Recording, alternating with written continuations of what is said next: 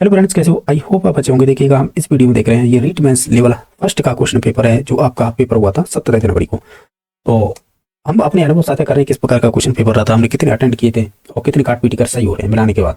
तो देखिएगा, ओवरऑल ये है कि पेपर जो मैंने अनुभव किया है वो टफ पेपर था बिल्कुल। इसमें किंतु परंतु कोई चीज़ नहीं है, क्योंकि हमने तैयारी भी की है, उस हिसाब से पेपर नहीं था। क्वेश्चन बढ़ रहे थे लेकिन वो लेंथी हो रहे थे, क्वेश्चन बहुत ज़्यादा टाइम टेकिंग हो रहे थे। तो ये चीज़ हमने अनुभव की है।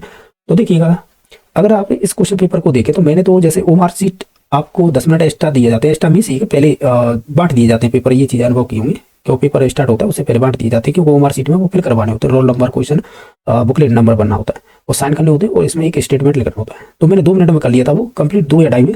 तो जो 5-6 मिनट बच रही थी, 10 मिनट पहले बांट दिया था ना, इस वजह से तो मैंने पेपर सब खोल के देख लिया था कि अंदर क्या माला है, यानी ओवरऑल ये क्वेश्चन किस प्रकार के बन के आ रहे हैं। तो मुझे अनुभव हो गया, तो पेपर टफ था। ठीक है, तो मैंने पीछे से शुरुआत की थी। उसमें मैथ के थे, साइंस के थे और हिंदी से शिक्षण विधियों के थे, हिंदी ग्रामर के भी थे, साथ ही साथ कुछ शिक्षण विधियों के क्वेश्चन दे रखे थे। तो मैंने उन्हीं तरफ से निपटाना शुरू किया। तो वो करीबन 18-17 क्वेश्चन थे, उन्हें हल 10-8 मिनट में कर दिए थे, क्योंकि मैथ वगैरह मुझे अच्छी आती है, साइंस भी आती थी और हिंदी ग्रामर अच्छी थी। तो उस हिसाब से और शिक्षण विधियाँ भी ठीक है मेरी। जीके का मामला थोड़ा खराब सा है, तो इस वजह से हमारी नेगेटिव भी राजस्थान जीके में ही हुई है।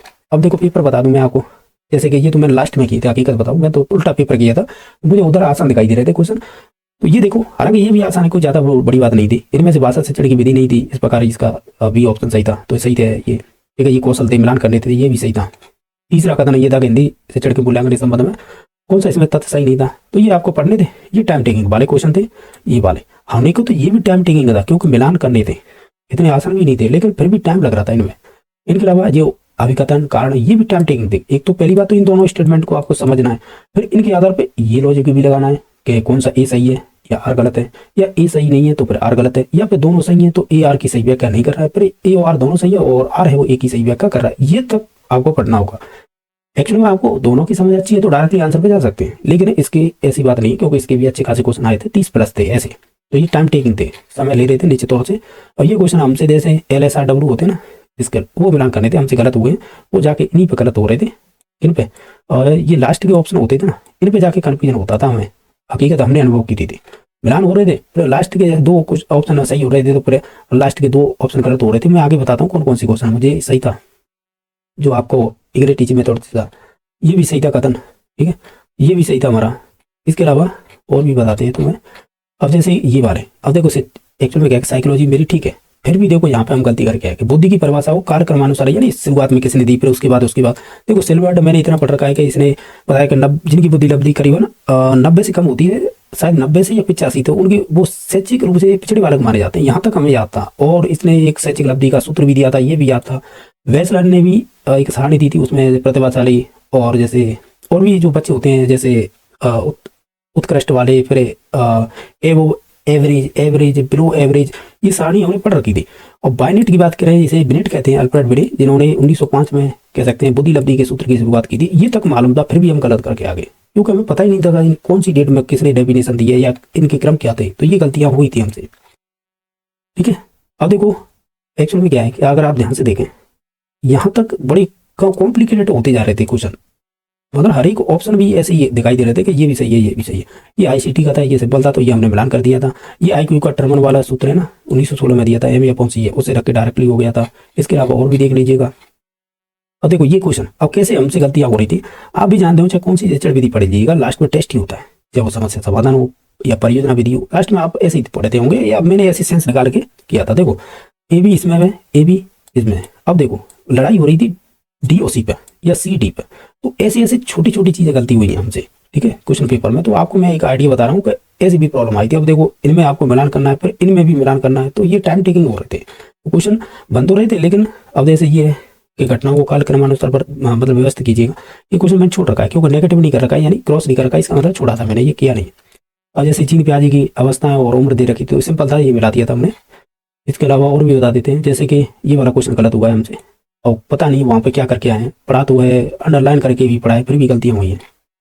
अब जैसे ये वाला क्वेश्चन है, स्वस्थ आंखों से जो कंप्यूटर के सामने बैठते हैं, तो उसकी व्यूइंग दूरी कितनी होती है, यानी देखने की। तो आपने ये चीज़ें पढ़ी होंगी, जैसे कि न्यूनतम हम अपनी कोई भी पास कौन सी चीज़ें रख सकते हैं आंखों के सामने। तो साइंस में हम पढ़ते हैं तो वो करीब 25 सेंटीमीटर होता है, तो मैंने वो रेंज लगा दी यहाँ पे, हालांकि मैंने ये क्वेश्चन पहले पढ़ा नहीं था। ये RSCIT वगैरह होते हैं ना, कोर्स करवाते, तो उनका पेपर होता है, उसमें पूछा हुआ क्वेश्चन था ये, लेकिन वहां पे ध्यान नहीं आ रहा था एग्जाम में। फिर मैंने दिमाग इसी प्रकार लगाया था, हो सकता है मेरा ये गलत भी हो सकता था, फिर भी मैंने एक रेंज लगा के आइडिया से हिसाब से किया, या अनुभव कुछ भी कहिएगा, वो बैठ ही गया, तो ये कह सकते हैं। तो इस प्रकार पेपर किया था। फिर भी आपको जानकारी के लिए बता दूं, अब जैसे मैंने लक्ष्य की जो आंसर की थी उसने शुरुआत की थी डालने की, उससे चेक कर लिए, ठीक है। तो उसमें से 2 या 3 क्वेश्चन ऐसे थे उन्होंने स्टार सा लगा रखा है, तो मैंने वो कट कर दिए, मैं उसे नेगेटिव में संभाल लिया है, ठीक है। इसके अलावा और एक लक्ष्य की, हालांकि पहले उन्होंने सॉल्यूशन करवाया, फिर बाद में उन्होंने भी आंसर की अपलोड किया, तो वो उससे भी मिला लिया। ओवरऑल हमारे बच रहे हैं काट पीट कर सभी को 93+। ये क्वेश्चन हमारे सही हो रहे हैं। अब जैसे हमने 4th ग्रेड का भी पेपर दिया था, उसमें भी अच्छे नंबर थे, कैटेगरी में 2 गुना से हो गया है, वो उससे 10 नंबर अधिक हैं। और देखो होता है या नहीं होता है उसमें, अगर देखो एक्चुअल में क्या है कि इसकी जो आंसर की बहुत जल्दी मिल जाएगी आपको देखने को, ठीक है। ओवरऑल आपने जो मिलान किया है ना, यानी किसी भी टीचर से मोस्टली वो सही होंगे। हाँ, कुछ क्वेश्चन ऐसे हैं जिनके ढांचे ऐसे हैं कि वो कलयुग जैसी बात है कि बोर्ड का कोई नहीं पता है, हो सकता है 5-6 क्वेश्चन डिलीट कर दे वो, क्योंकि क्वेश्चन इस लेवल के बनाए थे उन्होंने, यानी ऑथेंटिक प्रूफ टीचरों के पास खुद ही नहीं है। अब ये प्रॉब्लम हो रही है। फिर भी हम ये मानते हैं कि 2-3-4 क्वेश्चन तो डिलीट होने हैं, क्वेश्चन हो जाएंगे, आराम से हो जाएंगे इतने, और लास्ट में देख लेना आप, क्यों हर बार होते हैं, पहली बार थोड़ी करेगा बोर्ड। वो चाहे 4th ग्रेड रही हो, उसमें भी देख लीजिएगा, 6 सिफ्टों में हुए थे, 10 क्वेश्चन डिलीट किए थे। इससे पहले रीट हुई थी, उसमें 4-5 क्वेश्चन डिलीट किए थे, यानी रीट मेंस हुई थी फरवरी 2023 में। और भी परीक्षा देख लीजिएगा, बोर्ड हर बार डिलीट करता है ऐसे। तो फिर भी एक सेफ स्कोर कितना हो सकता है, भले से मेरे 93 आए, कम आए करीबन। देखो मैं हकीकत बताता हूँ, मुझे खुद मालूम था पेपर टफ था, फिर भी इतने नंबर खींच दिए नेगेटिव कर आके, फिर भी सिलेक्शन की कोई उम्मीद नहीं, क्योंकि पद कम है। अगर मैं, क्योंकि देखो EWS में आता हूँ, तो वो जनरल EWS दोनों की अगर आप कट ऑफ खुद भी देख लेना कितनी रहती है, लेकिन फिर भी मैं एक रेंज बता देता हूँ, मैं फेंका फेंकी तरफ नहीं करूंगा, कि जिसके भी 85 से लेकर और 95 या 96 इस रेंज में क्वेश्चन अगर सही हो रहे हैं, तो मैं ये कह सकता हूँ ठीक है नंबर। मैं ये नहीं कह रहा हूँ सिलेक्शन हो जाएगा आपका, ठीक है, तो मैं अपने नंबर के हिसाब से नहीं कह रहा हूँ, फिर भी मैं ये बता रहा हूँ इतनी क्वेश्चन करना बहुत शानदार बात है। हो सकता है इससे ज़्यादा भी करने वाले भी होंगे, ऐसी बात नहीं, क्योंकि सब प्रकार के स्टूडेंट होते हैं। हो सकता है हमसे ज़्यादा बुद्धि लब्धि वाले स्मार्ट बच्चे हों, जो हमसे ज़्यादा जानते हों, ऐसा भी तो हो सकता है। हो सकता है हमसे कम भी जानने वाले, क्योंकि संख्या भी बहुत थी, 2,41,000 के समथिंग थे शायद फॉर्म फिलअप किए थे, इससे ज़्यादा कम भी हो सकते हैं, लेकिन एवरेज बता रहा हूँ इतने थे। तो उस हिसाब से फिर भी आप खुद भी देखे आए, तो आपके कितने मार्क्स बन रहे हैं, चाहे तो आपने लक्ष्य से या उत्कर्ष की आंसर की से मिलान किए होंगे। हमारा तो ये रेंज बैठ रही है, इसमें से 3 से 4 क्वेश्चन जो स्टार लगा रखी हैं वो अलग कर रखे हैं नेगेटिव, तब है ये मामला, ठीक है। फिर भी अगर जो ऑफिशियल या प्रोविजनल आंसर की आएगी ना, पहली आंसर की, उससे भी मिलान करके बताएंगे हमारे कितने बैठ रहे हैं, ठीक है। और जो फाइनल आएगी तो वो तो क्लियर रहेगी, क्योंकि 2 गुना की कट ऑफ आएगी उसमें, तो नीचे 2 से उसमें कट ऑफ भी आएगी, तो वो सब चीज़ें आपको भी मालूम होगी, हमें भी पता पड़ जाएगा ओवरऑल ये। फिर भी मैंने एक अच्छा स्कोर बताया है कि जिसके 85 से लेकर 95 है, वो अपने आप को एक तरह से सेफ तो नहीं, लेकिन फिर भी ठीक है, नंबर कम भी नहीं है। ये क्वेश्चन सही है आपके, तो ये अच्छे नंबर हैं।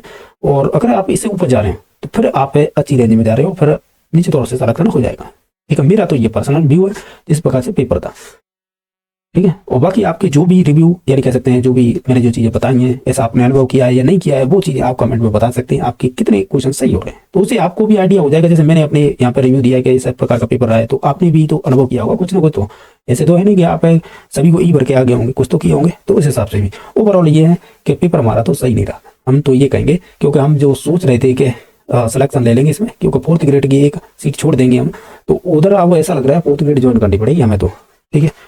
फिर भी जैसा भी है, वैसे तो सभी चीज़ जानकारी जो हम पे आता है वो पता है, ओवरऑल ये है, ठीक है। बाकी वीडियो देखने के लिए धन्यवाद।